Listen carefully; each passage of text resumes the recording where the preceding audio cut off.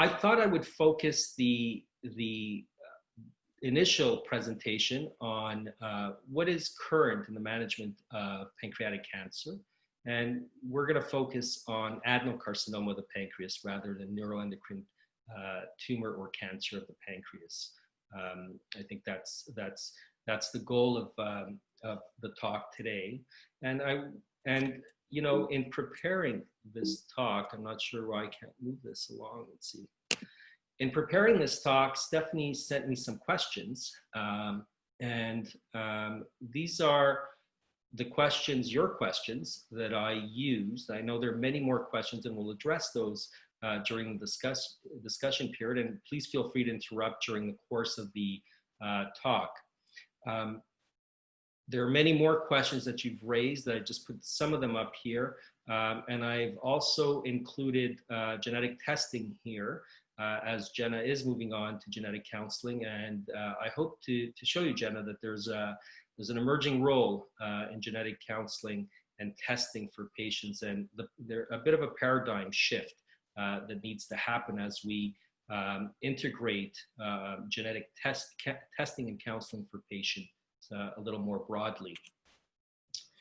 So here's the problem.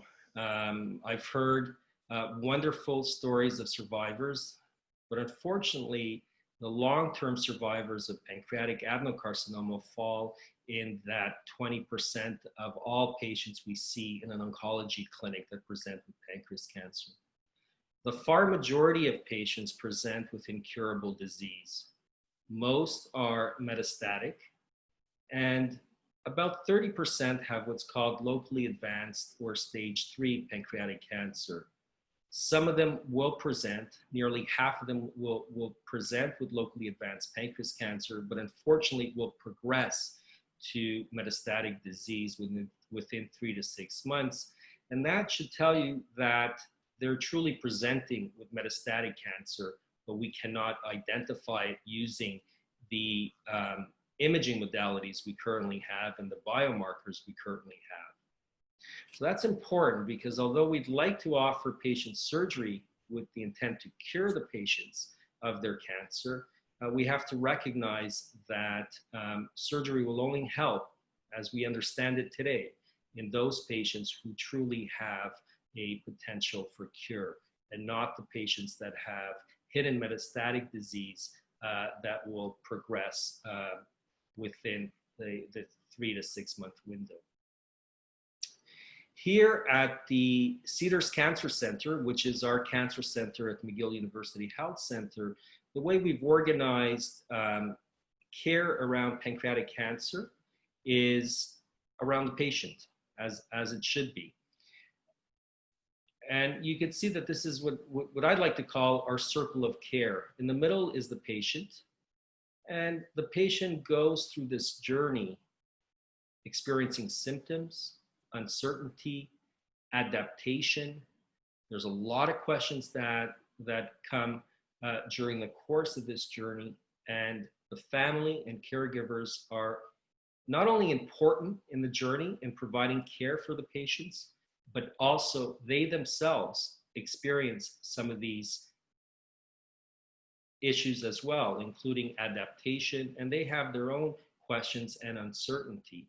It does impact cancer, particularly pancreatic cancer, impacts the family and not just the patient. And that's important to recognize as we deliver care to patients. So the outside circle shows the multidisciplinary approach that we think and is recognized across all centers is important to put in place and deliver care to patients. And on the bottom, what you can see there is innovation. Innovation, clinical trial, and research is part of clinical care for pancreatic cancer. It is a difficult disease to treat, and the integration of research and innovation is important. And we'll talk more about some of the emerging paradigms, including genetic counseling and testing, precision oncology or personalized medicine, and what is the role of surveillance programs to try to identify those individuals at high risk and survey them, screen them, and see if we could catch an early cancer, or even better, a pre-malignant state where we could intervene surgically and possibly save lives. Somebody just had a question in the chat box there. What is a pivot nurse? That's a very good question. So a pivot nurse is a nurse navigator. It's a term coined in Quebec, which is really the pivot of care. It's an oncology nurse, is the pivot of care for the patient. So within all of this, you have oncology, you have surgery, you have supportive care, nutrition that's involved, and the pivot nurse is the primary contact for the patient, which will provide that pivot for the patient to be able to liaise with the other care providers, and also help navigate the patient through their treatment journey. And thereafterwards, if they are experiencing symptoms after the treatment is done. And so that's an important part of our care. Of course, we could use more folks in that role, but that's really a real important part of the care. So Stephanie and Jenna asked me to focus this talk around surgery. And, I would say that surgery in 2020 is safe. From the early or mid 1900s, when a Whipple operation or pancreatic duodenectomy was first attempted, over the years, we've centralized care. We have built surgical teams that involve all of the surgical specialties that are important to delivering the surgical care. And we have dropped the risks of surgery, the mortality and morbidity, to very acceptable levels. So surgery is safe. I think that's one take-home message. But surgery alone, by and large, will not cure pancreatic adenocarcinoma. And most patients cannot have surgery. And why is that? Here, is really what the issue is. Even in those 20% of patients that present with an operable cancer that looks technically operable based on a CT or an MRI or whatever imaging modality the surgeons at your center use to make that diagnosis, quite often there's early spread. We've accepted that there's what's called micrometastatic, so non-visible spread of this cancer very early on. And what you see in the background of this slide is a picture sent to me by Steve Gallinger in Toronto shortly after I left Toronto. And the reason he sent this to me is this is one of the earliest cancers that at the time he had treated surgically. And what he was surprised, despite the fact that this is just over 1 centimeter in size, the patient had metastatic nodal disease on the final specimen and the final pathology analysis. It doesn't mean that it's not curable. There's still a potential for cure with metastatic nodes, metastatic nodes around the pancreas or around the specimen that's taken out.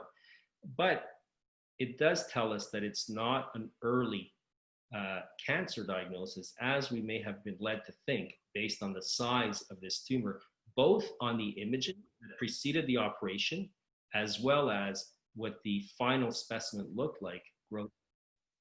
So the importance of using chemotherapy in addition to surgery is highlighted with this case.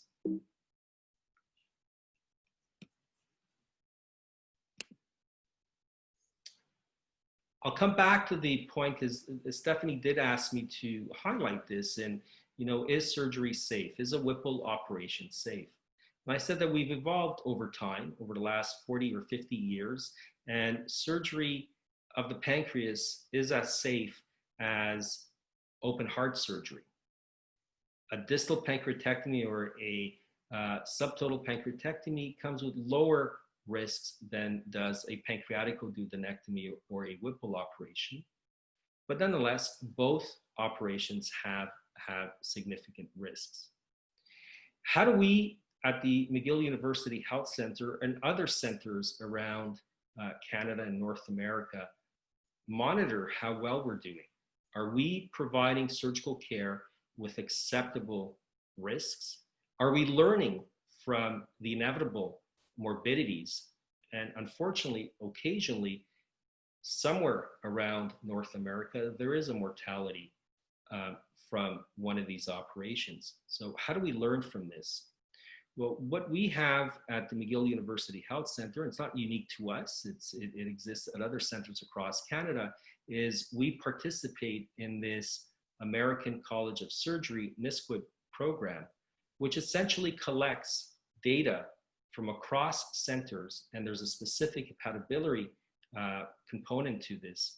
So the program collects data, as you can see in this slide, and provides us with quarterly reports.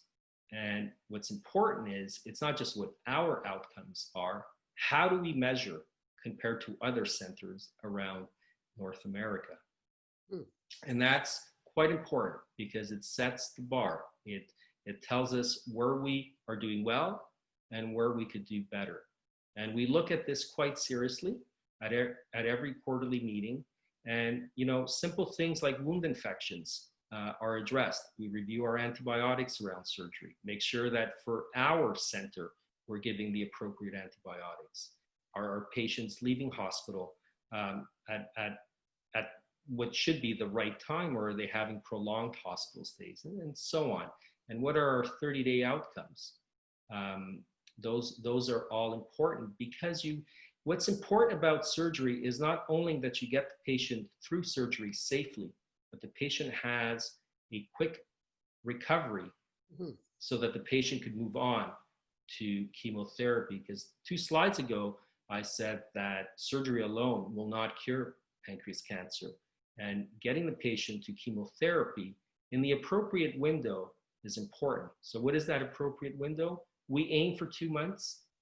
By 3 months after surgery, the patient should either start chemotherapy or resume chemotherapy if they've received chemotherapy in a so-called sandwich fashion, with some chemotherapy before surgery and some chemotherapy after surgery.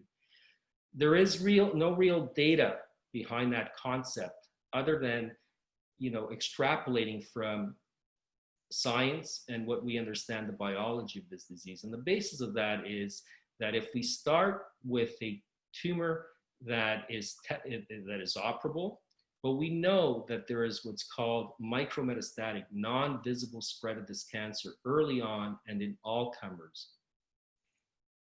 If we wait too long after surgery, the efficacy, the effect of giving chemotherapy is lost. So it's important that the patients go on to surgery early on and not at a 6-month window after surgery. Dr. Zogopolous, is this, we have a question here, if this data and information is available to the public, or is this an internal system? So this data can be made available to the public, and it's at the hospital's discretion to make that data available. The issue with pancreas surgery is that it's still relatively low in terms of volume, and it's not that meaningful to provide it alone per center. As an aggregate form across centers, it probably has some meaning. So it'd be nice to know how we perform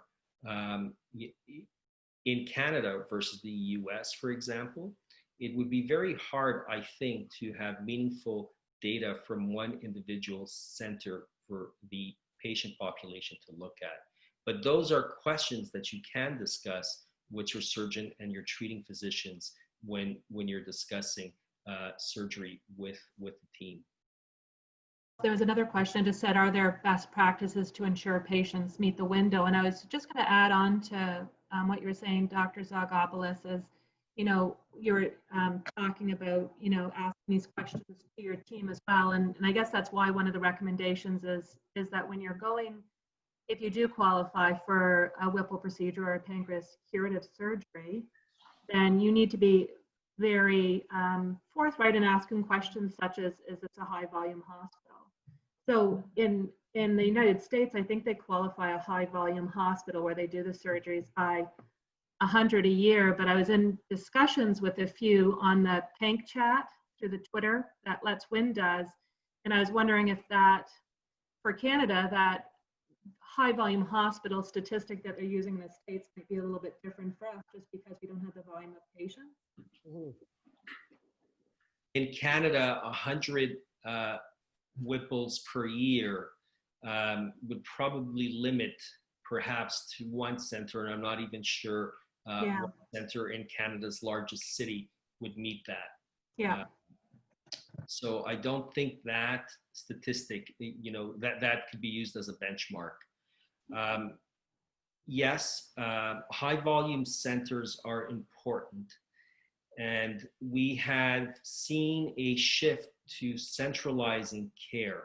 And I think what's important is not just the surgeon performing the care, but the entire team surrounding the surgeon, including appropriate interventional radiology, gastroenterology for interventions when there is a problem so folks can intervene, the nursing on the floor to be familiar with these patients and recognize the issues in the middle of the night when there's not a physician or there's just a resident house staff in hospital. Make sure that those early symptoms are recognized, and if they're not recognized by physicians in training, that it is escalated and the attending is called. So those are the important aspects of high volume centers.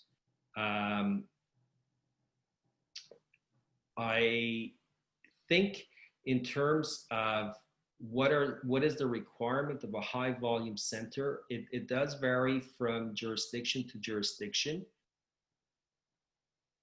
For the most part, there is a requirement to have 2 hepatobiliary trained surgeons at a center. The other aspect that's important is Canada has challenging geography. And if we try to move all surgical care to only 1 or 2 centers within a province to achieve these numbers of 100 Whipples a year, one, our wait times are probably going to be longer. 2, patients would have to travel more. And we're displacing patients from their homes to cities that could be at quite long distances from their homes and their families as well. So the patient will come in, have their surgery, but it also displaces the family. And it does lead to a lot of interruptions and so on. So I think those are considerations. And I've seen an evolution where when I was in Ontario, there was more centralized care, and then other centers started to develop. Of course, these were done with expertise put in place, and what the requirements that Cancer Care Ontario had set up, that those were put in place before a center was opened as an HPB and a center that would deliver surgical care for pancreas cancer. But the public did want something like that. They did not want to be displaced from their homes for all of their surgical care. And it's, when surgery is done, there's also the follow-up that's important as well. So I think we have to strike a balance. And I do know that the Canadian hepatobiliary community is quite close. We do have annual meetings, including specific ones for hepatobiliary surgeons to come together outside other surgical and medical or cancer meetings, which brings us together. One of them was disrupted this year because of COVID, but we do communicate, and it is a small community, and everyone that is practicing pancreatic cancer surgery of the pancreas is to my knowledge, a trained hepatobiliary surgeon. So I hope that answers to some extent and puts it into some sort of a Canadian perspective. Of course, these are my own personal opinions, but I do think that we have struck a reasonable balance in Canada to provide high-level care to patients, keeping the whole patient in mind and their family, going back to that circle of care that includes the family. That was, we could go through this quite quickly. On top, you could see the pancreas. It sits deep in the abdomen, behind the stomach, above the spine, and really doesn't sense a problem quite often until the disease has grown to a point where it's going to start causing problems. One of the problems that it may cause is it may block the bile duct here at the head of the pancreas, and that leads to yellow jaundice. And if we're fortunate and it blocks it early on, like that first, at the right place when the tumor is very small, like that first case I showed you, then it will lead to a blockage of bile drainage, and the patient becomes has yellow jaundice, and that triggers investigations and hopefully an early diagnosis. When a tumor starts towards the tail of the pancreas, unfortunately, they quite often present quite late because it grows without giving rise to symptoms. Diabetes sometimes could be a reason that a patient has investigations. There is an association of new onset diabetes with pancreas cancer. It's not a very strong association, and it's hard to know whether the diabetes caused the pancreas cancer, or more likely, the pancreas cancer has led to inflammation and so on of the pancreas that has led to diabetes.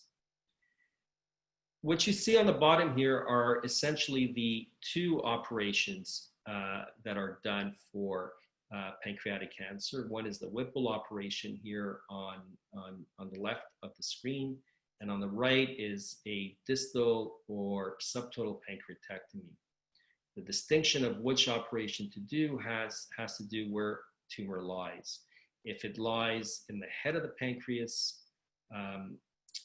then a Whipple operation is done, and if it lies on the other side of the pancreas, then a distal or subtotal pancreatectomy is done.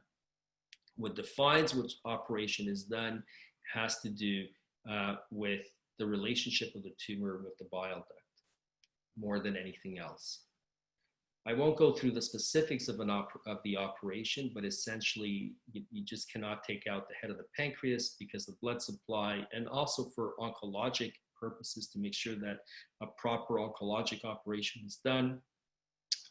Part of the intestine and the bile duct and gallbladder come out as well, and then there's this reconstruction that happens afterwards.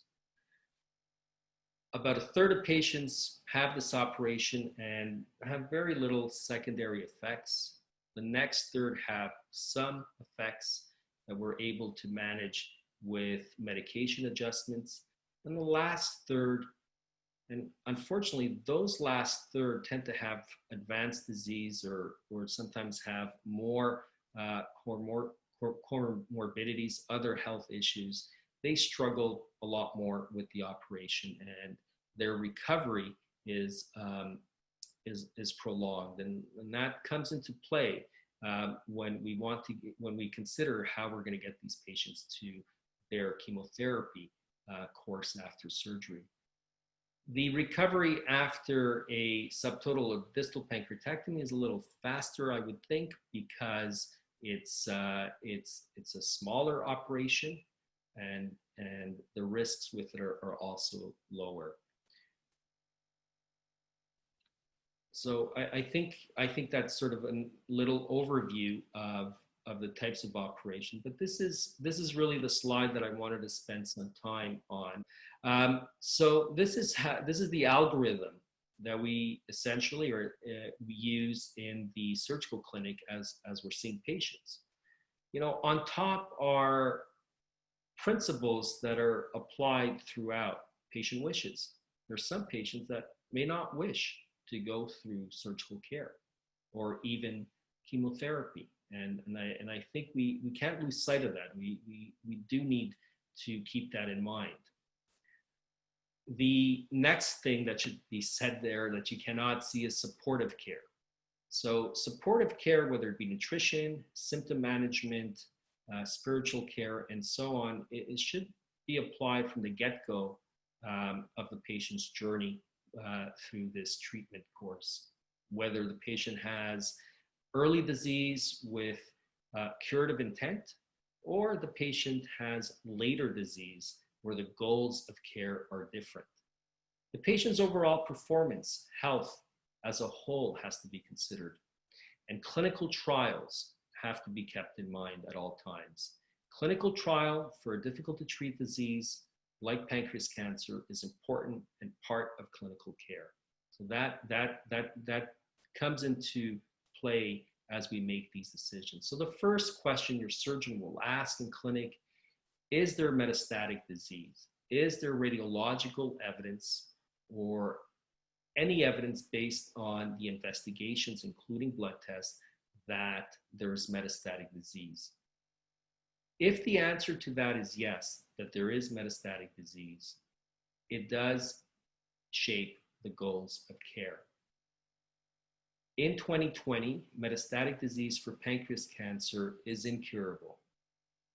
There is no cure for metastatic stage 4 pancreas cancer. It does not mean there's no care for the patient. It does not mean that we cannot strive to achieve disease control, manage the symptoms with a good quality of life, and prolong the patient's overall survival at the same time. I don't think in my lifetime, as a practicing surgeon, I will see a large increase in the number of patients that we're able to take to surgery with curative intent. However, I do hope that we see more patients that we're able to manage on this side of this paradigm with better chemotherapy and better treatments, where we convert pancreas cancer to more of a chronic disease than a disease that has a very short course.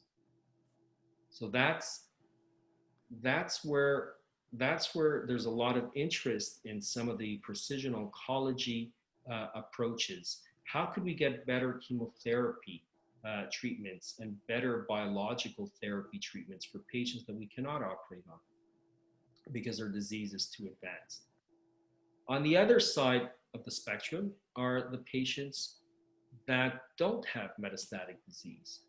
The goal of care there is really providing the patient wants to go through surgery and wants to be treated.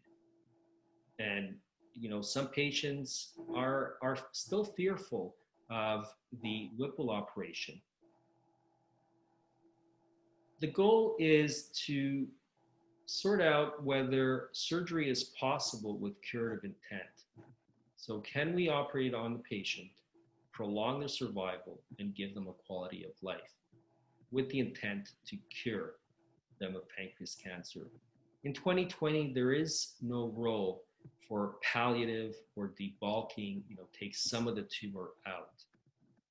There are some protocols I know where they have offered surgery at some centers, largely outside Canada, for metastatic disease, a single liver metastases. Those are research protocols. And what I'm trying to highlight here is what is the standard of care in 2020 rather than research protocols. And then, is surgery possible? And by that, I mean, is the tumor itself technically operable? Can you technically take this tumor out safely?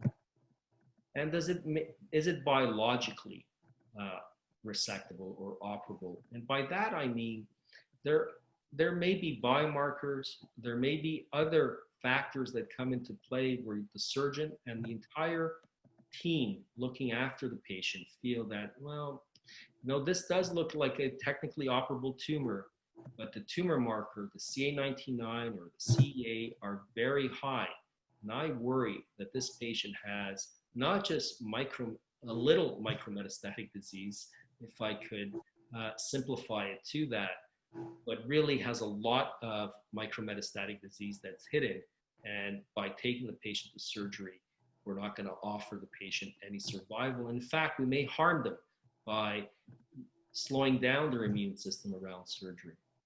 But if the answers to these questions are yes, the patient has a tumor that we could operate, then the 2020 standard of care is surgery with curative intent, where the patient would undergo one of those two operations I just described. There is, and we'll come back to that a little later, there is more evidence, there's evidence growing that perhaps having sandwich chemotherapy, some before and some after surgery for all patients, including those patients with technically and what looked like biologically operable tumor, may benefit from having some of their chemotherapy before surgery. And one of those considerations is that, you know, for a number of years, we've seen patients don't move to chemotherapy after surgery within that desired window of time. And perhaps giving them some of the chemotherapy beforehand will have better efficacy, because this way we know they'll get at least some chemotherapy before surgery.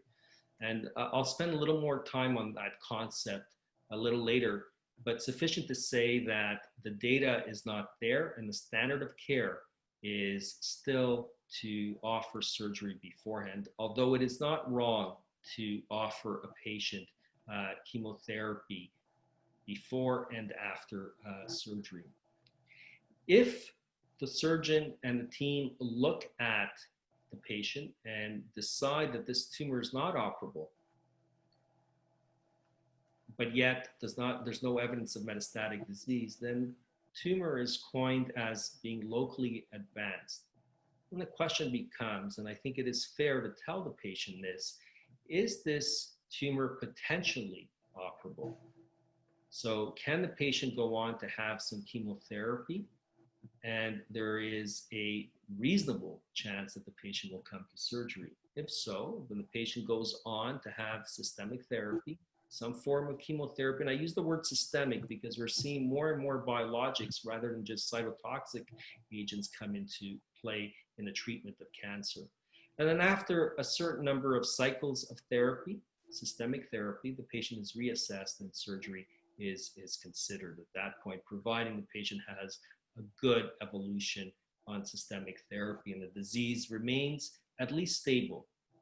In some circumstances, the surgeons will be looking for the tumor to be downsized, shrunken before they could safely take the patient for surgery. In those patients where the disease is so locally advanced, or the patient is not surgically fit for a very advanced operation where it requires extensive vascular reconstruction, quite often when there's a lot of vascular reconstruction involved, it's a surrogate for very advanced disease where surgery likely does not have any benefit for the patient. Then the patient, we usually tell the patient that we don't think that you will come to surgery. It's important that the patients are not given false hope. And the conversation I have usually goes, I don't think you will come to surgery, but we will certainly reconsider it if we are pleasantly surprised. It helps the patient and the family adapt. It doesn't change what we do at this stage. The patient will still go on to chemotherapy. And depending on how things evolve, if they have a good evolution on chemotherapy, but yet after a certain number of cycles of chemotherapy, the tumor is still not operable, we consider radiation therapy in what we call consolidation radiotherapy. And we've seen more emerging data to support a role for consolidation radiotherapy. And the goal here is to treat the tumor and perhaps give the patient a break from systemic therapy so they don't have to come into hospital every other week for chemotherapy, and that improves their quality of life. Their patient is followed, and when there is some evidence that the cancer is coming back, has started to emerge again, then chemotherapy is restarted. Our goal here is to try to give the patient up to a 6-month break of chemotherapy if we can, with the use of consolidation radiotherapy. So that's the paradigm we use locally to make surgical decisions and manage patients with pancreatic cancer. Can I ask, there's a few questions that were coming in, Dr. Zogopolous. Sure. The pylorus, am I saying it right? Pylorus preserving surgery, like how do you decide if it can be preserved or not? It usually surgeons will perform one or the other. There are no convincing data that one operation outperforms the other. Okay. And then someone asked about open surgery versus laparoscopic surgery versus robotic surgery.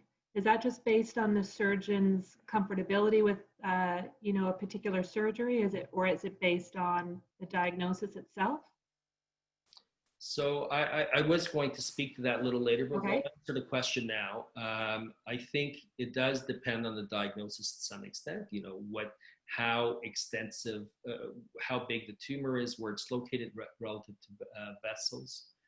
I think for distal pancreatectomies, there's more data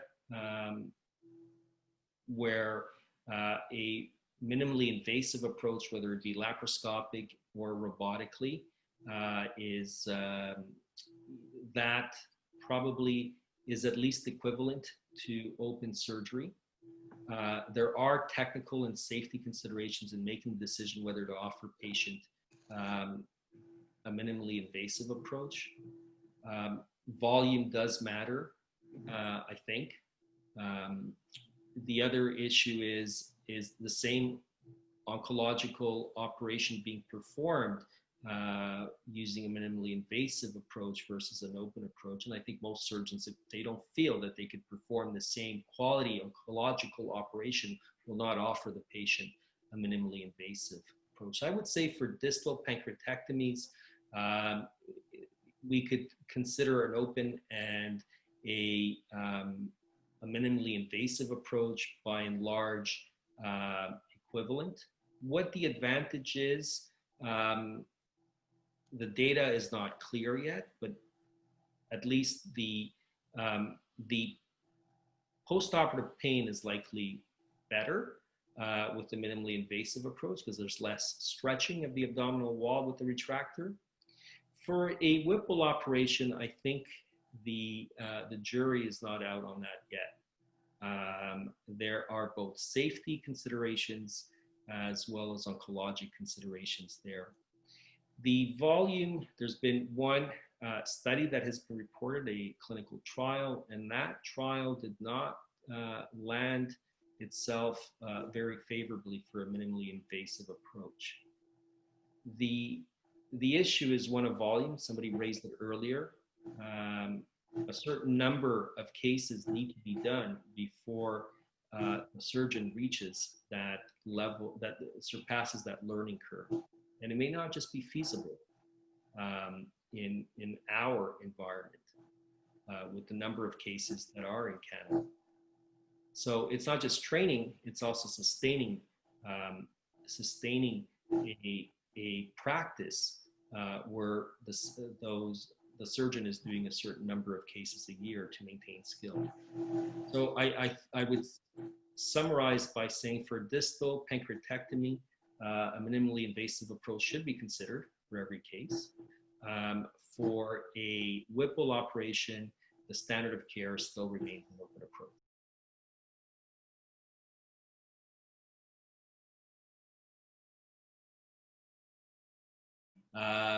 CyberKnife, we could put it under, consolidation type of therapy.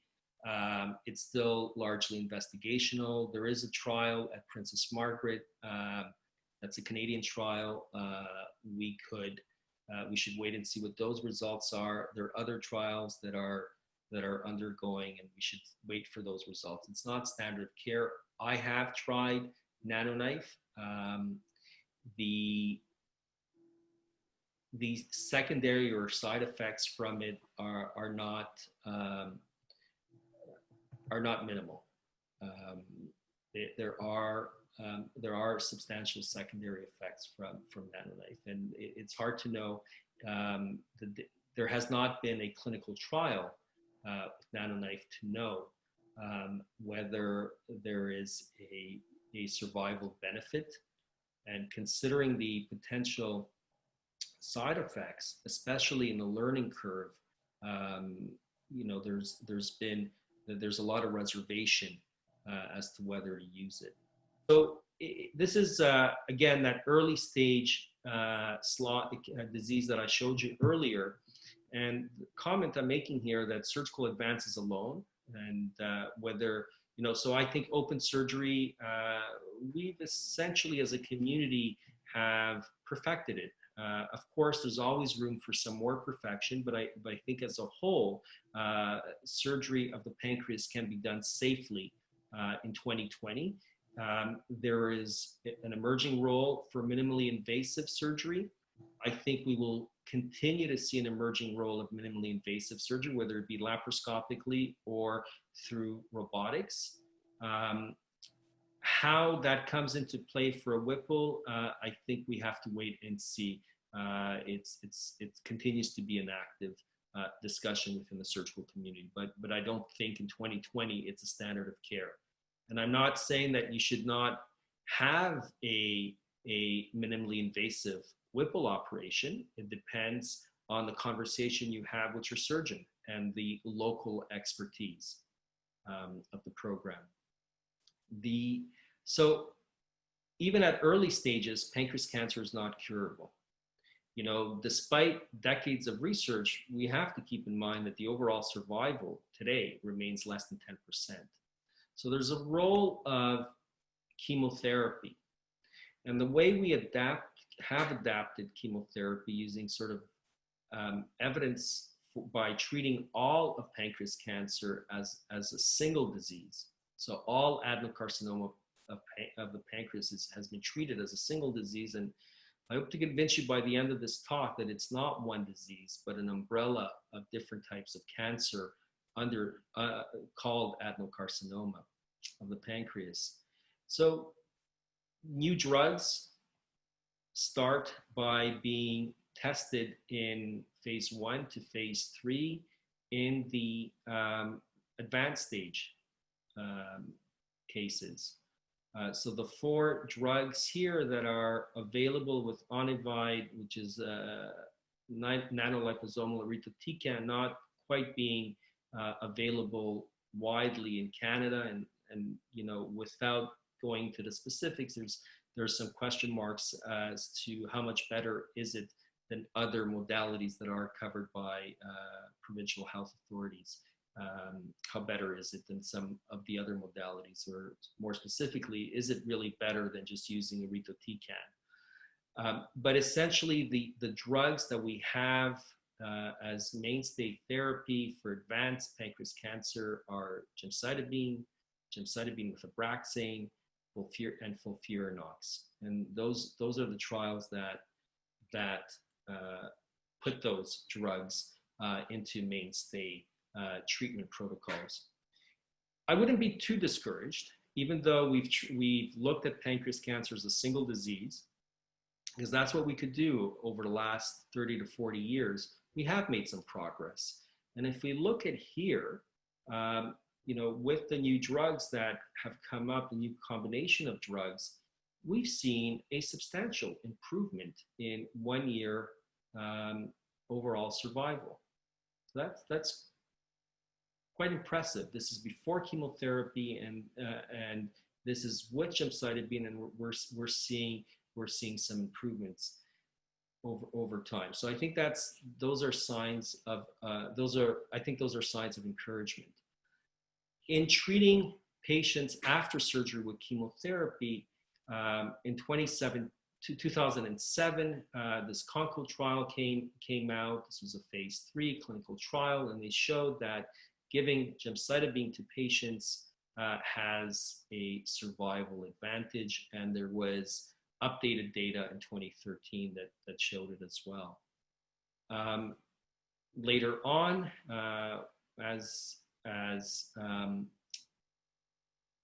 within the last 3 years, this trial came out of the SPAC group, that was SPAC4, that showed combining gemcitabine with capecitabine, which is Xeloda, and the advantage, and that's a pill by mouth, had a survival advantage after giving this to patients after surgery compared to gemcitabine alone, and that for a bit of time became the standard of care. And then this striking study came out in the New England Journal of Medicine a year later that showed that this combination therapy of FOLFIRINOX, which had been shown to have a survival advantage in the metastatic setting, also had a survival advantage when given to patients after surgery. And this is quite striking, the survival advantage. You know, we're looking at overall survival of 55 months compared to 35 months with gemcitabine alone. The other drug that showed an advantage in the metastatic setting was the cocktail of Abraxane with gemcitabine. However, unfortunately, the data from the phase 3 clinical trial for patients after surgery, the APAC trial, did not support a role in prolonging survival in patients treated with gemcitabine and Abraxane versus gemcitabine alone. Of course, everybody's probably asking why not compare gemcitabine and Abraxane versus FOLFIRINOX, and I think that has to do a lot with logistics and being able to get some of those studies done and funded. So with that, you know, based on what we have today in terms of phase 3 clinical trial data for early stage disease that is technically and biologically operable, upfront surgery remains the standard of care. And where patients are fit for FOLFIRINOX in the adjuvant setting, so following surgery, that would be the first line treatment. If you're not fit for FOLFIRINOX in the adjuvant setting, and you know, oncologists are cautious when patients are past the young age of 70 in giving FOLFIRINOX. It's not a trivial cocktail to treat patients with in terms of secondary effects. Then other combinations such as gemcitabine with Xeloda can be used, or even gemcitabine alone has an advantage. So that is the main sort of stay of treating pancreas cancer, operable early disease pancreas cancer in 2020. I would say that open surgery is safe.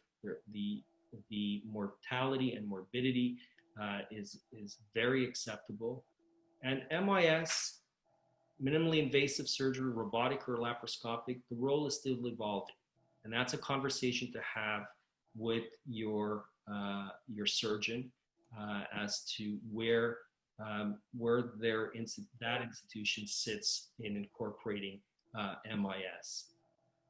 So that's the mainstay of therapy for resectable and inoperable cancer. And these are the evolving concepts. So what is the role of neoadjuvant therapy? So sandwich chemotherapy, giving chemotherapy before surgery, seeing how the patient does, and then taking the patient for surgery, then completing the rest of the chemotherapy protocol after surgery. I would say that in Canada, we're still practicing by and large with where the phase 3 clinical trial data lie, which is to operate on patients that have operable disease. However, there is appetite within the surgical community to look at this question. And I'll show you a study that we hopefully will have underway across Canada shortly. South of the border, there is a paradigm shift where more and more patients are getting chemotherapy beforehand and then going on to surgery. And some of that may have to do with how they're accessing the healthcare system, where their primary access into the oncology or pancreas cancer treatment program may be through oncology rather than through surgery. It's not wrong if your surgeon or your oncologist decides to give you chemotherapy first, only to say that the phase 3 clinical data is not there. And it's hard to tell a patient that you should go on and have chemotherapy when we know that even the newer forms of chemotherapy don't always work, and we may lose it, and the cancer may progress. That's one of the arguments that has been made until we have phase 3 clinical trial data that when surgery is possible, to offer surgery upfront to the patient. A lot of the questions I get asked, and I've done some of these operations myself, is, do we do extended vascular resections for patients that have quite significant locally advanced pancreas cancer, require resection and reconstruction of not just only what's called the portal vein or the superior mesenteric vein, but also one of the arteries. And I would say that under certain circumstances that's a consideration, and at centers that have that level of expertise, and that those operations are done, not usually, but should be done after a course of chemotherapy to make sure that we have an understanding of the disease, and all of a sudden we don't see progression of the disease to metastatic stage 4. The use of local therapies, we talked about NanoKnife, and even something called SBRT or radiotherapy. I think that role is emerging. So as we have better chemotherapy or systemic therapies, then the opportunity to treat tumors with local therapy, so treat where the cancer started, becomes more attractive because we've controlled the disease that's the micrometastatic or the distant disease.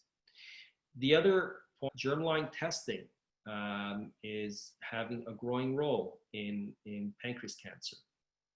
Testing patients that present with pancreas cancer for hereditary mutations, that's becoming important. I will speak to that in more detail in a few minutes.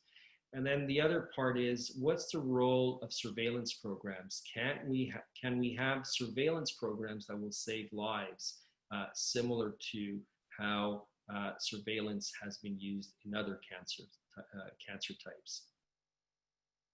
Finally, precision oncology, profiling the tumor, and using that information for targeted therapy. So I'm going to touch upon these sort of to highlight where the field is moving.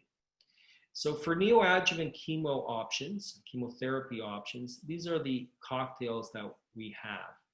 So we can use the information we have to date based on what we've seen from either the metastatic setting where these have been used, or even in some cases the locally advanced patients that have been given these drugs, to try to gauge which ones are the better performers. The favorite has been FOLFIRINOX, although there are more recent data that suggest that maybe there's no real survival between using either one of these.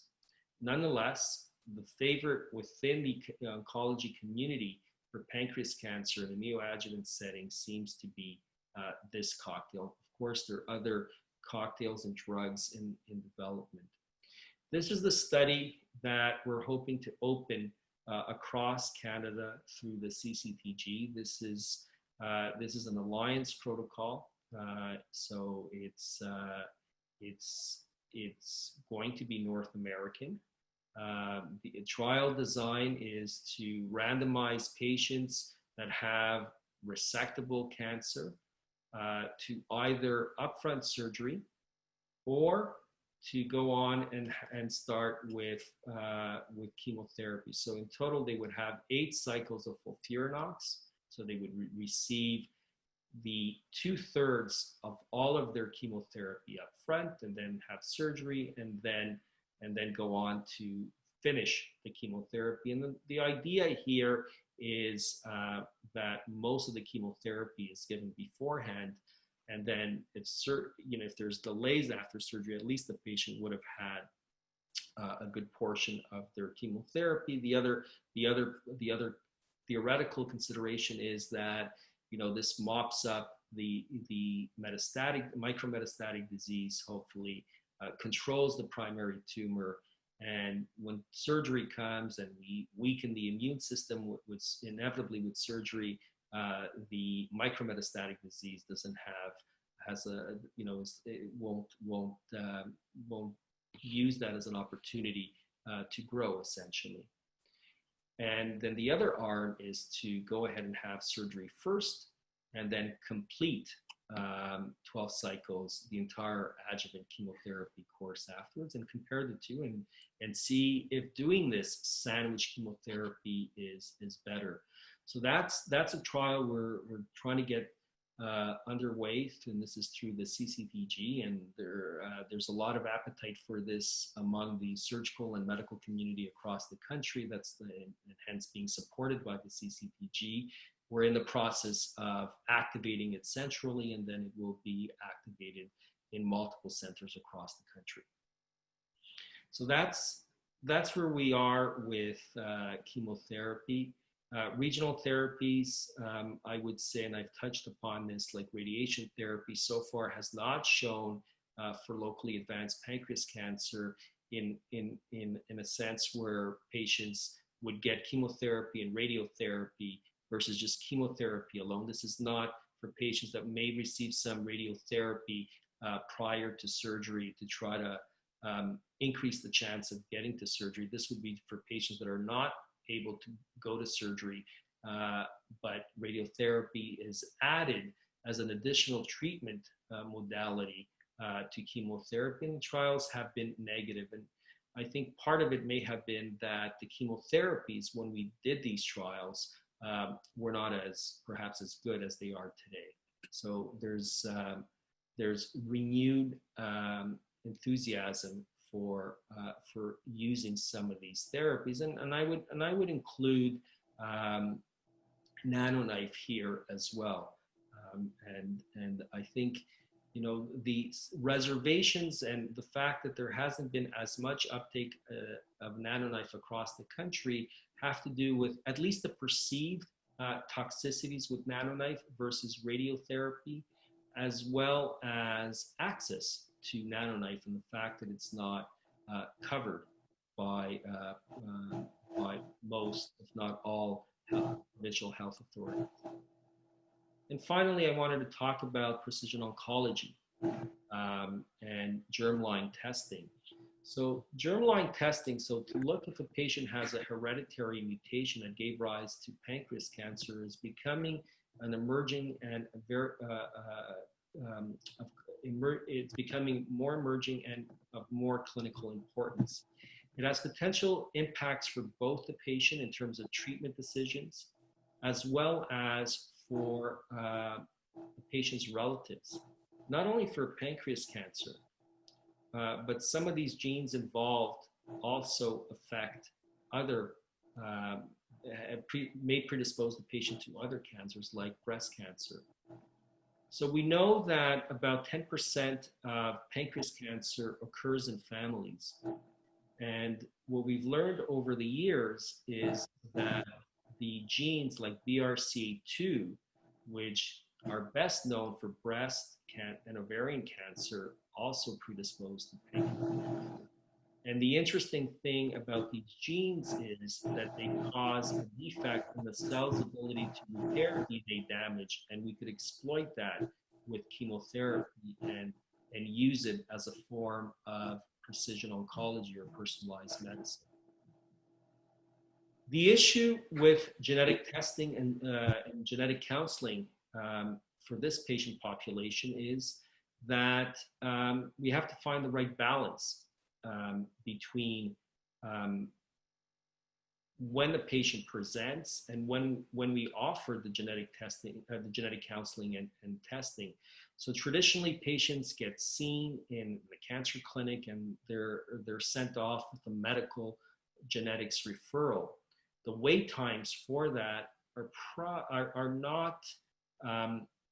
not feasible in a patient with a diagnosis of pancreas cancer. It's more pressing. One, because these genetic results may have treatment decision impacts for the patient. And secondly, as the patient's journey with their cancer treatment or their evolution of disease progress, genetic testing becomes secondary. And many of these patients won't make it to their 6 month or 3 month, if they're lucky, appointment to medical genetics. So what we've done at our institution, and it's at other institutions as well, is that patients are offered genetic testing in the oncology clinics. So most of the genetic testing, it has evolved over the years. We started off by offering very specific genetic testing based on family history and ancestry, because certain genes are mutated more commonly in certain ethnic backgrounds. And now we have evolved to a more comprehensive 86 gene panel. And why is this important? I'll show you an example.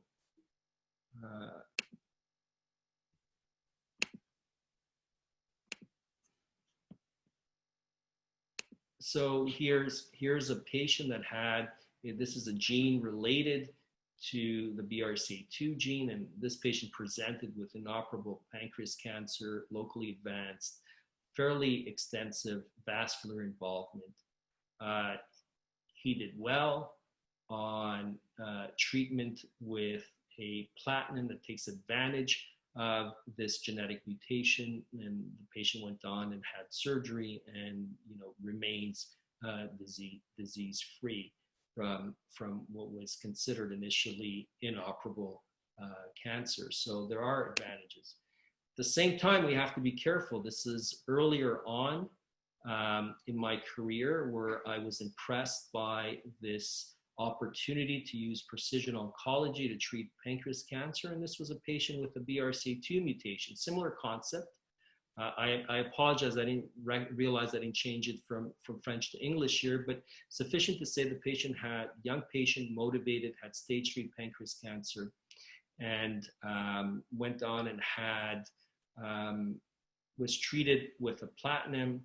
And we see, which you can't appreciate well here, is the tumor marker in the blood, the CA19-9 level, which was exceptionally high in the thousands when he presented. Then we treated him with this targeted therapy approach, and his tumor marker fell. His tumor got a little smaller and went on and had an extensive operation with very good pathology results. The margins were negative, no positive lymph nodes. It seemed very, very, very promising. However, the patient recurred within 9 months. And the reason for that is the chemotherapy was good, but it was also good to have suppressed the micrometastatic disease. And what was left over came back quickly once we stopped the chemotherapy. So there are lessons to learn there in terms of how we apply precision oncology. But importantly, this study was published in the New England Journal of Medicine last year. This is by Talia Golan at Sheba University in Israel. And what Talia's study showed is that we have a pill that targets a PARP inhibitor that targets BRCA mutated metastatic pancreas cancer and has a survival advantage when we treat these patients with a PARP inhibitor after the patients were treated with approximately 5 months of chemotherapy using a platinum.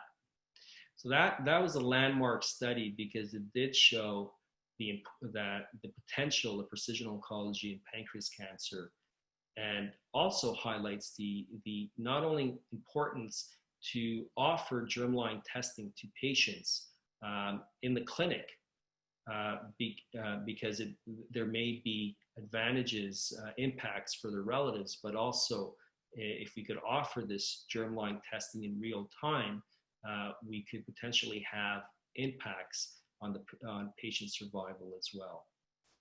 That was quite motivating for those of us in the field to see that we've taken a very difficult to treat cancer to something that we could potentially impact with precision oncology. And I should say one thing that I did not point out is that the number of patients affected with the germline BRCA mutation is not insignificant. It's anywhere between 5 to 10%, most of us think, although some other studies have shown that maybe it impacts even a larger fraction of patients. Finally, surveillance of patients of healthy individuals at risk for pancreas cancer. I'm not going to spend too much time on this. This is a pedigree. This is one of the patients in my program that I follow, and sufficient to say that this should be done under research. It's still unclear whether it affects, it has an impact on survival. I think we're still sorting out through how to follow these patients. Most pancreas cancer programs have a surveillance program, and I think it's important that this be done centrally and in a coordinated way on a research protocol backbone, so we could learn from this. And I say this, and I'm not going to share with you a success case, but I will share with you a case where I saw progress to incurable pancreas cancer under our eyes in our surveillance program. And our surveillance program consists of an MRI or an endoscopic ultrasound every 6 months. So the patients have an MRI, and then 6 months later get an endoscopic ultrasound, and the cycle continues, and we follow the tumor markers as well. Here's a patient with Peutz-Jeghers syndrome.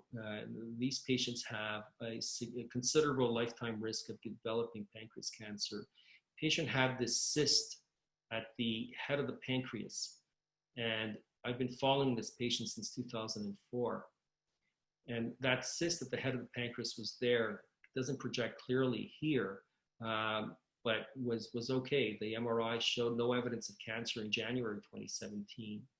6 months later, in July, August 2017, the patient had an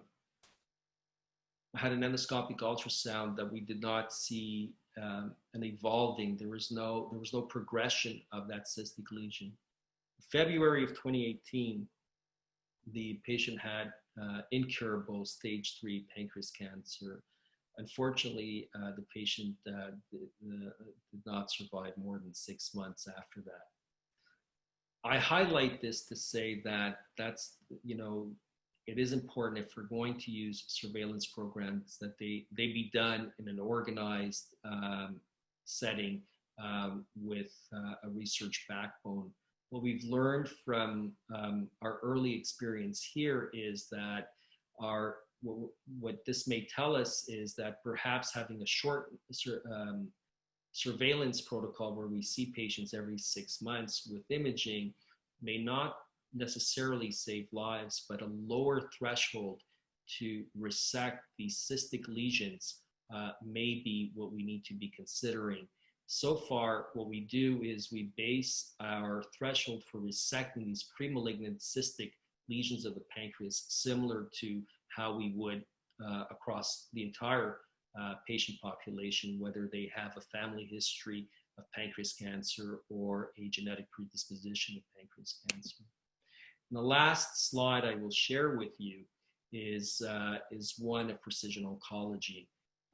We've seen a lot of progress, technical progress, our ability to sequence tumors, both the DNA and the RNA, and we've been able to classify these tumors into various subtypes. So I shared with you some of the, a case or two with the BRCA mutation and how we could target those therapies. Folks quite often ask me about immunotherapy in pancreas cancer. Well, it's to be determined if it has a broader role, but it does seem to have a role in mismatch repair deficient pancreas cancer that occurs in this Lynch syndrome. And there are other molecular subtypes that we've classified that we think we can use to stratify patients towards better chemotherapy or biological therapy treatment selection. For one, we think that this classical RNA subtype of pancreas cancer probably responds better to FOLFIRINOX than the basal type. And it may also be a more favorable prognosticator. So I end by saying that pancreas cancer is an evolving field. The management of pancreas cancer is an evolving field. I think comprehensive programs, volume is important, but comprehensive programs across all disciplines that consider the patient and the patient's family are important. And I think a 360 evaluation on a regular basis of how we're doing is quite important as this field is evolving. And with that, I thank you for your attention. And I'm sorry if I went on a little longer than planned.